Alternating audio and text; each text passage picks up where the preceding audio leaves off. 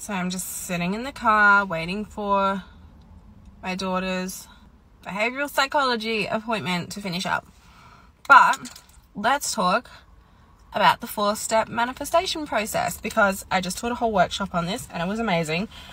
But I get it, we're all busy bitches and not everyone has an hour and a half to do the workshop and the activation and all the teaching. So let's just talk about it here, because manifestation actually has a process.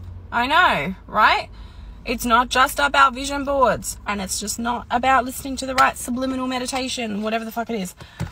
There is actually a 4-step process, and it makes things so much easier and so much clearer when you know exactly what to do, and you know that it works every single time for every single person, no matter what, right? So 4-step manifestation process.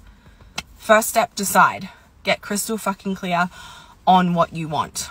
You have to know these specific details of what you are trying to manifest, and then to the whole next level of how it feels, how it smells, how it tastes, how like all of the senses get involved in that decide process, where you get really, really clear on what you want to manifest, what you're calling in, and how it actually feels to experience that. Part number 2 is embodiment, where you actually start living in the end, where you have to sit down and go, okay, if I've already achieved this, right, this goal, this manifestation, whatever it is, what does my life look like?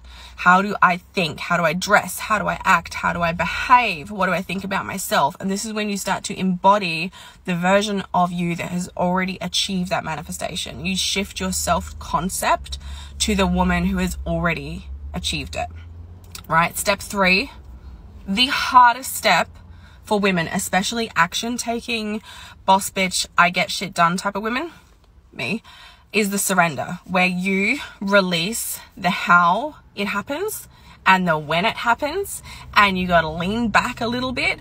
You take inspired action, but you've got to like let go of the chokehold you've got on your goals and your dreams and stop like pushing so fucking hard, right?